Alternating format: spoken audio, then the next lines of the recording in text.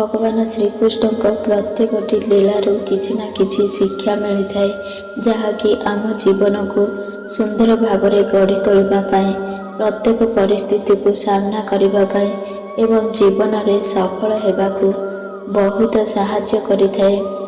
ଆସନ୍ତୁ ସେହି ମହତ୍ତ୍ୱପୂର୍ଣ୍ଣ ଶିକ୍ଷା ବିଷୟରେ ଆଲୋଚନା କରିବା। ଶ୍ରୀକୃଷ୍ଣ କହିଛନ୍ତି, ମନୁଷ୍ୟକୁ ଲୋଭ ମୋହ ତ୍ୟାଗ କରି ପରିଣାମ କ'ଣ ହେବ ସେ ବିଷୟରେ ଚିନ୍ତା ନ କରି ନିଃସ୍ୱାର୍ଥ ନିରପେକ୍ଷ ହୋଇ ନିଜର କର୍ତ୍ତବ୍ୟକୁ ପାଳନ କରିବା ଉଚିତ।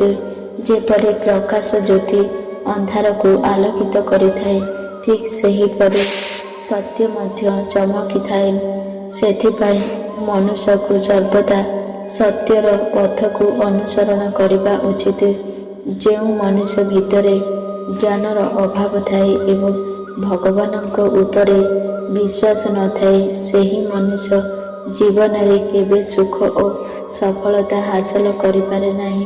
ଯେପରି ଜଣେ ବ୍ୟକ୍ତି ନିଜର ପୁରୁଣା ପୋଷାକ ତ୍ୟାଗ କରି ନୂତନ ପୋଷାକ ପରିଧାନ କରିଥାଏ, ଠିକ୍ ସେହିପରି ଆତ୍ମା ମଧ୍ୟ ପୁରୁଣା ଶରୀର ଛାଡ଼ି ନୂତନ ଭୌତିକ ଶରୀର ଧାରଣ କରିଥାଏ। କିଏ କ'ଣ କରୁଛି, କାହିଁକି କରୁଛି ଏବଂ କିପରି କରୁଛି, ଏହି ଦୁଶ୍ଚିନ୍ତା ଠାରୁ ଆପଣ ଯେତେ ଦୂରରେ ରହିବେ, ଆପଣ ସେତେ ଖୁସିରେ ରହିବେ। ଯେତେବେଳେ ଜଣେ ବୁଦ୍ଧିମାନ ବ୍ୟକ୍ତି ସମ୍ପର୍କ ରଖିବା ବନ୍ଦ କରିଦିଏ, ତେବେ ବୁଝିଯାଆନ୍ତୁ ଯେ ତାଙ୍କର ଆତ୍ମସମ୍ମାନ ଉପରେ ନିଶ୍ଚୟ ଭାବରେ ଆଘାତ ପହଞ୍ଚିଛି। ଯାହା ଉପରେ ତୁମର ଅଧିକାର ଅଛି ତାଙ୍କ ପ୍ରତି ଆକର୍ଷିତ ହୁଅ, ଆଉ ଯାହା ଉପରେ ତୁମର ଅଧିକାର ନାହିଁ ତାଙ୍କ ପ୍ରତି ଆକର୍ଷିତ ହୁଅ ନାହିଁ। ଯେଉଁମାନେ ଅନ୍ୟମାନଙ୍କର ଦୁଃଖ ଦୁର୍ଦ୍ଦଶାକୁ ବୁଝିପାରନ୍ତି, ଯାହାର ହୃଦୟରେ ଦୟା ଆଉ ଭଲ ପାଇବା ଥାଏ, ସେମାନଙ୍କୁ ଦ୍ୱିତୀୟ ବାର ଜନ୍ମ ନେବାକୁ ପଡ଼ିନଥାଏ। ତୁମର କାର୍ଯ୍ୟ ଦ୍ୱାରା ତୁମର ପରିଚୟ ନିର୍ଣ୍ଣୟ ହୋଇଥାଏ, ନହେଲେ ତ ଗୋଟିଏ ନାଁରେ ହଜାର ଲୋକ ଅଛନ୍ତି। କର୍ମ ହେଉଛି ସେହି ଫସଲ ଯାହା ମଣିଷକୁ ପ୍ରତ୍ୟେକ ପରିସ୍ଥିତିରେ ଅମଳ କରିବାକୁ ପଡ଼ିଥାଏ। ତେଣୁ ସର୍ବଦା ଭଲ ବୀଜ ବୁଣନ୍ତୁ, ଯାହା ଫଳରେ ଅମଳ ଭଲ ହେବ। ଯାହା ଘଟିବାକୁ ଯାଉଛି ତାହା ନିଶ୍ଚୟ ଘଟିବ ଏବଂ ଯାହା ଘଟିବାର ନାହିଁ ତାହା କେବେ ବି ଘଟିବ ନାହିଁ। ଯେଉଁମାନଙ୍କ ମନରେ ଏପରି ନିଷ୍ଠା ଥାଏ, ସେମାନେ କେବେ ଚିନ୍ତା କରନ୍ତି ନାହିଁ। ଭଲ କାର୍ଯ୍ୟ କରିବା ସତ୍ତ୍ୱେ ଲୋକମାନେ କେବଳ ତୁମର ଖରାପ କାର୍ଯ୍ୟକୁ ମନେ ରଖିଥାନ୍ତି। ଲୋକମାନେ ଯାହା କହୁଛନ୍ତି ସେଥିପାଇଁ ଧ୍ୟାନ ନ ଦେଇ ତୁମେ ତୁମର କାର୍ଯ୍ୟକୁ ଜାରି ରଖ। ଯଥାସମ୍ଭବ ନୀରବ ରହିବା ଭଲ, କାହିଁକି ନା ସବୁଠାରୁ ଅଧିକ ଅପରାଧ ମଣିଷର ଜୀବ ହିଁ କରିଥାଏ। ମୌନ ରହିବା ହେଉଛି ସେହି ବ୍ୟକ୍ତିଙ୍କ ପାଇଁ ସର୍ବଦା ସର୍ବୋତ୍ତମ, ଯିଏ ତୁମର ଶବ୍ଦକୁ ଗୁରୁତ୍ୱ ଦିଏ ନାହିଁ।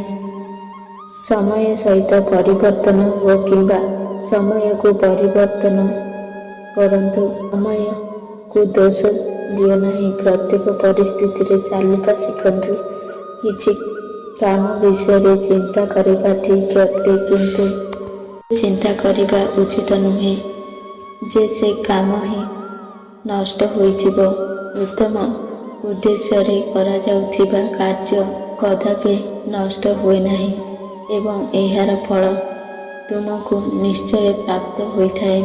ଶ୍ରୀକୃଷ୍ଣ କହିଛନ୍ତି, ହେ ଅର୍ଜୁନ, ମୁଁ କାହାର ଭାଗ୍ୟ ତିଆରି କରିନଥାଏ, ସମସ୍ତେ ନିଜ ନିଜର ଭାଗ୍ୟ ତିଆରି କରିଥାନ୍ତି। ଆଜି ଆପଣ ଯାହା ବି କର୍ମ କରୁଛନ୍ତି, ଆସନ୍ତାକାଲି ଏହାର ଫଳ ନିଶ୍ଚୟ ପ୍ରାପ୍ତ ହେବ ଏବଂ ଆଜି ଯାହା ଆପଣଙ୍କ ପାଖରେ ଅଛି ତାହା କରାଯାଇଥିବା ପୂର୍ବ କାର୍ଯ୍ୟର ଫଳାଫଳ ଅଟେ। ମନୁଷ୍ୟ ଖରାପ ହୋଇନଥାଏ, ତାଙ୍କର କର୍ମ ଦ୍ୱାରା ଭଲ କିମ୍ବା ହୋଇଥାଏ। କର୍ମ କାର୍ଯ୍ୟ ଅନୁଯାୟୀ ସମାନ ଫଳ ପ୍ରାପ୍ତ ହୋଇଥାଏ। ତୁମେ କେବଳ ତୁମର କାର୍ଯ୍ୟ କରିବାର ଅଧିକାର ଅଛି, କିନ୍ତୁ କାର୍ଯ୍ୟର ଫଳ ଉପରେ ନୁହେଁ। ସଂସାରରେ କୌଣସି ବ୍ୟକ୍ତି ସର୍ବଗୁଣ ସମ୍ପୂର୍ଣ୍ଣ ହୋଇନଥାଏ। ସେଥିପାଇଁ କିଛି ଜିନିଷକୁ ଅଣଦେଖା କରି ସମ୍ପର୍କକୁ ବଜାଇ ରଖନ୍ତୁ। ଜୀବନରେ ସବୁଠାରୁ ବଡ଼ ଭୁଲ ହେଉଛି ଏହା, ଯେଉଁ ଭୁଲରୁ ଆମେ କିଛି ଶିଖି ପାରନ୍ତି ନାହିଁ। ଯେତେବେଳେ ଆମର ମନ ଦୁର୍ବଳ ହୋଇଯାଏ, ସେତେବେଳେ ପରିସ୍ଥିତି ସମସ୍ୟା ହୋଇଯାଏ ଏବଂ ଯେତେବେଳେ ଆମର ମନ ସ୍ଥିର ରହିଥାଏ, ସେତେବେଳେ ପରିସ୍ଥିତି ଚ୍ୟାଲେଞ୍ଜ ହୋଇଯାଏ। ଦର୍ଶକ ବନ୍ଧୁ, ଭିଡ଼ିଓଟି ଯଦି ଭଲ ଲାଗେ ତାହେଲେ ଭିଡ଼ିଓକୁ ଗୋଟେ ଲାଇକ୍ କରନ୍ତୁ ଏବଂ ଆମ ଚ୍ୟାନେଲକୁ ସବସ୍କ୍ରାଇବ୍ କରନ୍ତୁ ଏବଂ ସାଙ୍ଗମାନଙ୍କୁ ଅଧିକରୁ ଅଧିକ ସେୟାର କରନ୍ତୁ ଏହିଭଳି ମୋଟିଭେସନ୍ ଭିଡ଼ିଓ ଦେଖିବା ପାଇଁ। ଜୟ ଜଗନ୍ନାଥ।